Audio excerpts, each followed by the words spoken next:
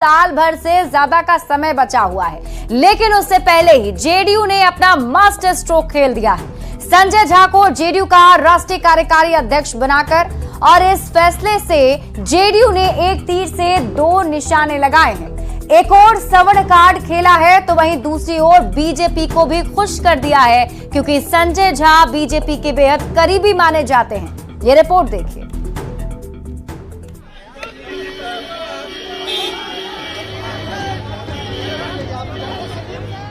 बिहार में अगले साल विधानसभा चुनाव है और जेडीयू बीजेपी की दांव पर साख है और इसीलिए जेडीयू ने ले लिया है ऐसा फैसला जो ट्रम्प कार्ड साबित हो सकता है। दरअसल दिल्ली में जनता दल यूनाइटेड की राष्ट्रीय कार्यकारिणी की बैठक हुई और इस बैठक में जेडीयू के वरिष्ठ नेता संजय झा को पार्टी का कार्यकारी राष्ट्रीय अध्यक्ष बना दिया गया। जेडीयू ने यह फैसला बिहार विधानसभा चुनाव को देखते हुए लिया है और संजय झा को जेडीयू में नंबर 2 की पोजीशन देकर नीतीश कुमार ने एक तीर से दो निशाने लगाए हैं। संजय झा का कद बढ़ाने से जेडीयू को विधानसभा में कैसे फायदा पहुंच सकता है। संजय झा की बीजेपी में पकड़ अच्छी है, लेकिन नीतीश ने उन्हें विधानसभा चुनाव से पहले जेडीयू का कार्यकारी अध्यक्ष क्यों बनाया, उसे भी समझ लीजिए। संजय झा जेडीयू का ब्राह्मण चेहरा है। बिहार में ब्राह्मण आबादी 3.67% है। नीतीश का परंपरागत वोट कोहरी कुर्मी माना जाता है। बिहार में कुशवाहा 4.27 और कुर्मी 2.87% है। मतलब संजय झा का कद बढ़ाकर नीतीश सीधे सीधे 11% वोट को साधना चाहते हैं। हालांकि ऐसा माना जाता है कि दूसरी बार बीजेपी और जेडीयू के मिलन के बीच संजय झा की बहुत बड़ी भूमिका रही थी और नीतीश अब जबकि बार बार ये कसम खा रहे हैं कि वो बीजेपी को छोड़कर कहीं नहीं जाएंगे, अब आखिरी दम तक बीजेपी का साथ निभाएंगे। ऐसे में बीजेपी के करीबी संजय झा का कद बढ़ना लाजमी था। Bureau report, news 18। बिहार के मुख्यमंत्री और जनता दल यूनाइटेड के राष्ट्रीय अध्यक्ष नीतीश कुमार ने पार्टी सांसद संजय झा को कार्यकारी अध्यक्ष नियुक्त किया है। दिल्ली के कॉन्स्टिट्यूशनल क्लब में शनिवार को हुई जेडीयू राष्ट्रीय कार्यकारिणी की बैठक में संजय झा को पार्टी में नंबर 2 की हैसियत मिल गई। इस बैठक में जेडीयू के सभी सांसद, मंत्री, राज्यों के पार्टी चीफ और राष्ट्रीय कार्यकारिणी के सदस्य मौजूद थे।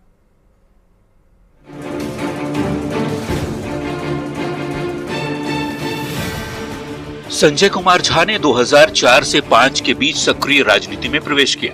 ठीक उसी वक्त नीतीश कुमार के नेतृत्व में बिहार में एनडीए की सरकार बनी। बिहार में एनडीए की सरकार बनवाने में अरुण जेटली की महत्वपूर्ण भूमिका रही। जेटली के करीबी संजय झा बिहार के मुख्यमंत्री नीतीश कुमार और बिहार बीजेपी प्रभारी अरुण जेटली के बीच की कड़ी बने और एनडीए की सरकार पर आने वाले संकट के बादल को साफ करने की कवायद में लगातार जुटे रहे। बीजेपी ने उन्हें 2006 में बिहार विधान परिषद का सदस्य बनाया, लेकिन 2012 में उन्होंने बीजेपी छोड़ जेडीयू का दामन थाम लिया। ये तस्वीर तब की है जब संजय झा बीजेपी छोड़कर जेडीयू में शामिल हुए थे। उस वक्त से संजय झा को नीतीश कुमार की आंख, नाक और कान माना जाता रहा है। संजय झा के अब तक के राजनीतिक सफर पर नजर डाल लेते हैं। मधुबनी जिले के झंझारपुर के रहने वाले हैं संजय झा। जेडीयू का ब्राह्मण चेहरा है। मिथिलांचल के बड़े नेताओं में गिनती होती है। राजनीतिक करियर की शुरुआत बीजेपी से हुई थी। बीजेपी यूथ विंग के राष्ट्रीय कार्यकारिणी के सदस्य रहे। 2012 में बीजेपी छोड़ जेडीयू में शामिल हुए थे। 2014 में दरभंगा सीट से लोकसभा का चुनाव लड़ा, लेकिन हार मिली। नीतीश ने विधान परिषद भेजकर कैबिनेट मंत्री बनाया। बिहार के जल संसाधन मंत्री की जिम्मेदारी 3 बार संभाली। संगठन के साथ सरकार में भी अच्छी पकड़ रखने वाले संजय झा की अब जेडीयू संगठन में नंबर 2 की हैसियत हो चुकी है। नीतीश कुमार के बेहद खास माने जाने वाले संजय झा को पार्टी संगठन में बिहार विधानसभा के चुनाव से पहले बड़ी जिम्मेदारी सौंपी गई है। न्यूज़ 18 के लिए दिल्ली से अमितेश सिंह के साथ ब्यूरो रिपोर्ट।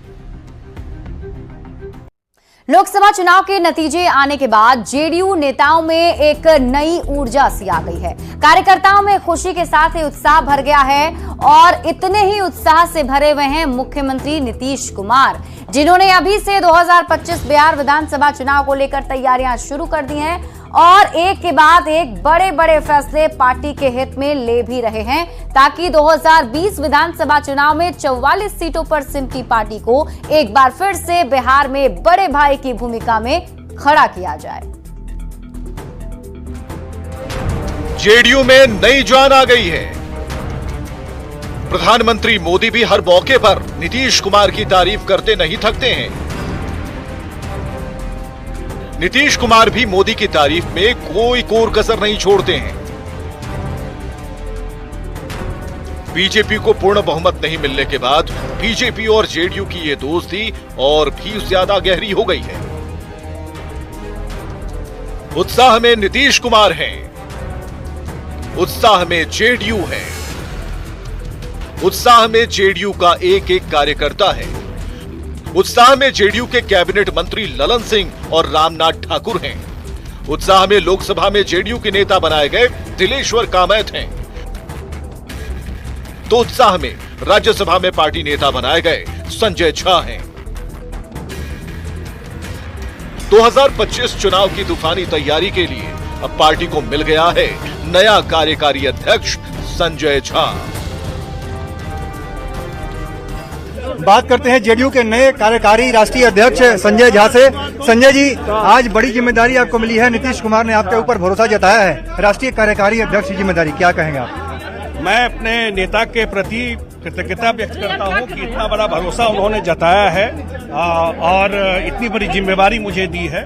निश्चित रूप से मैं उनके भरोसे पर खरा उतरने का प्रयास करूंगा और पार्टी बिहार के बाहर भी नीतीश कुमार ने बड़ा काम किया है इस बिहार के लिए। अगर बिहार को ट्रैक पे लाए, बिहार का भला किए, तो जिसका मतलब देश का भला किए।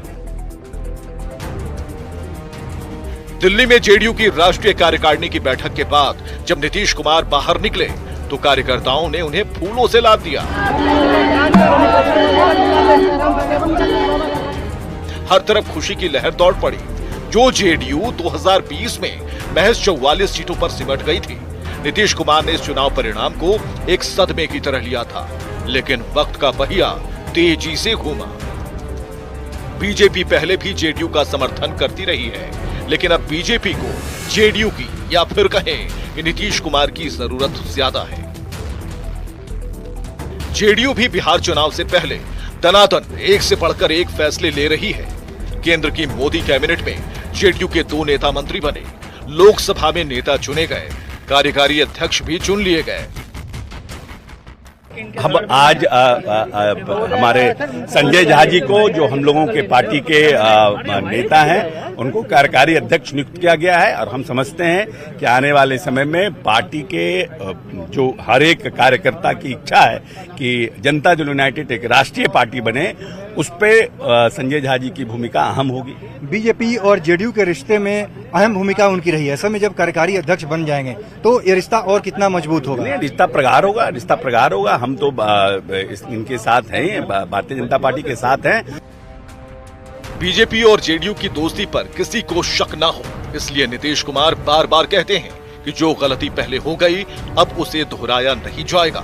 वो बीजेपी के साथ थे, साथ हैं और साथ रहेंगे। चुनाव के दौरान मंच से भी नीतीश कुमार ने प्रधानमंत्री मोदी के सामने कहा था और कार्यकारिणी की बैठक में भी तीसरी कसम खाई, यानी आखिरी कसम खाई कि चाहे परिस्थिति जैसी भी आए, वो बीजेपी का साथ कभी नहीं छोड़ेंगे। अब पार्टी का अटूट रिश्ता है। माननीय नीतीश कुमार जी ने साफ तौर पर बता दिया कि 2 बार के घटनाक्रम की चर्चा करते हुए कहा कि अब वह गलती नहीं होनी है। तो स्वाभाविक रूप से ये एनडीए के हम घटक दल हैं और जहां भी हम चुनाव लड़ेंगे दूसरे राज्यों में भी तो एनडीए के घटक दल के रूप में लड़ेंगे। और इंडी गठबंधन वाले को समझ में आता था कि नीतीश कुमार जी तो कुछ नहीं है, अब हमारी उपयोगिता कैसी लगी? तबीयत ठीक है ना? इंडी गठबंधन के घटक दल बहुत परेशान हैं। आज नीतीश कुमार जी के लिए बड़ा बेचैन हो रहे हैं। नीतीश कुमार एक नई एनर्जी और उत्साह के साथ एक तरफ जहां पार्टी में फिर से नई जान फूंक रहे हैं, तो अपने सबसे भरोसेमंद साथी बीजेपी के साथ दोस्ती को और गहरा करने के लिए हर संभव कोशिश कर रहे हैं। ताकि ये दोस्ती बिहार विधानसभा चुनाव में विरोधियों को सियासी मात देने में काम आए। तो वहीं जेडीयू कार्यकारिणी की बैठक में नीतीश कुमार ने बिहार को विशेष राज्य का दर्जा और बिहार में आरक्षण से जुड़ा कोटा संविधान की 9वीं अनुसूची में शामिल करने की डिमांड कर दी है। बीजेपी के साथ अटूट रिश्ते के दावे के बीच मांगों के जरिए जेडीयू ने विधानसभा चुनाव से पहले अपनी अहमियत भी दिखाना चाहता है।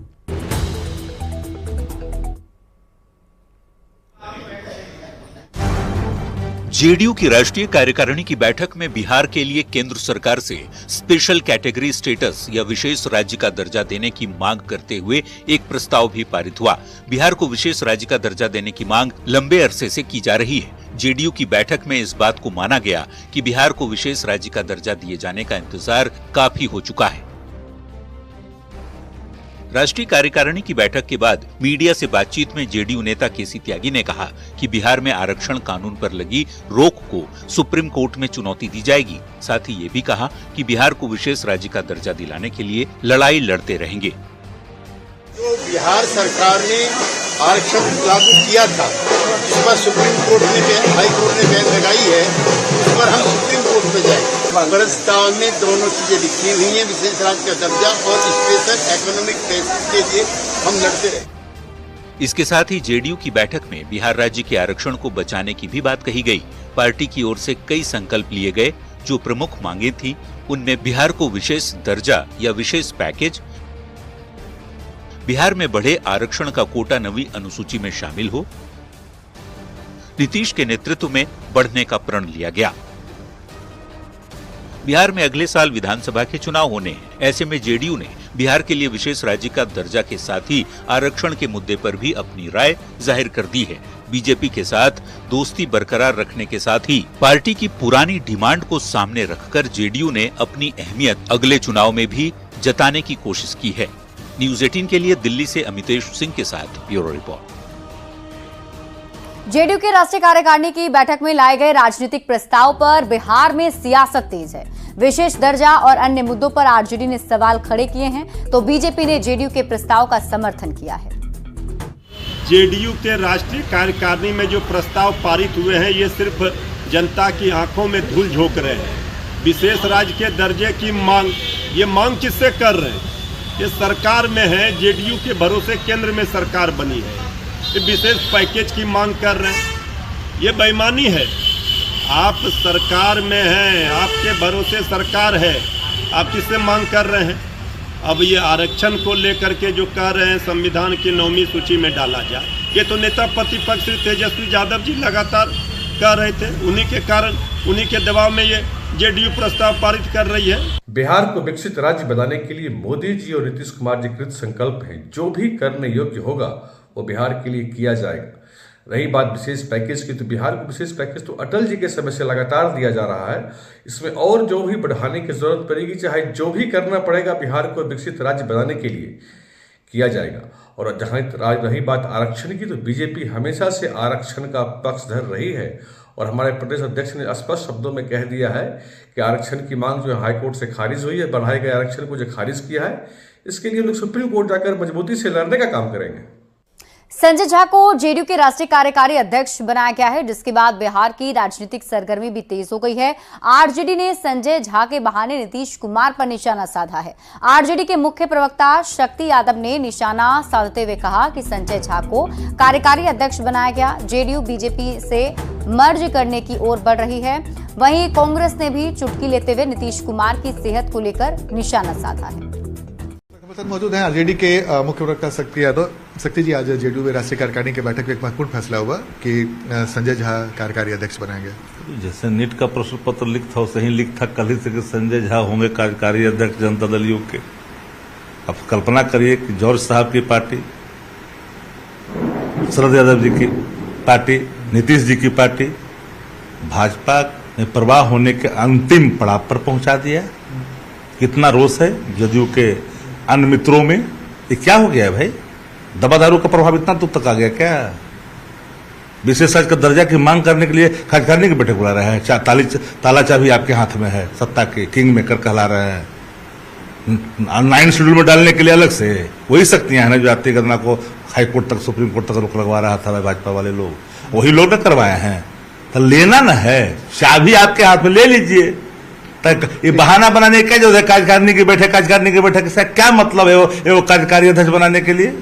लेकिन कहा जा रहा है कि नीतीश कुमार ने सोशल इंजीनियरिंग का किताब सोशल इंजीनियरिंग नहीं है, भाजपा के मजबूत स्तंभ है संजय झा जी जदयू में, प्रशांत किशोर भी थे, याद करिए।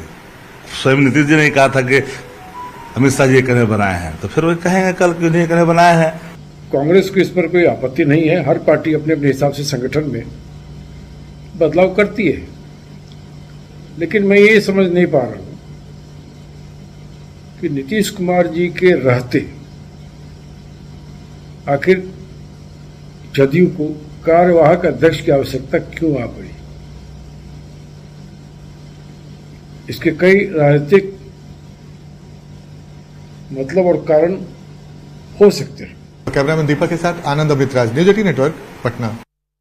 और संसद से लेकर सड़क तक नीट पेपर लीक मामले पर हंगामा बरपा हुआ है। एक और सीबीआई पटना में नीट पेपर लीक मामले में लगातार एक्शन मोड में नजर आ रही है, तो वहीं विपक्ष सदन नहीं चलने दे रहा है, जिसको लेकर एनडीए नेताओं ने विपक्ष पर निशाना भी साधा है। ये रिपोर्ट देखिए।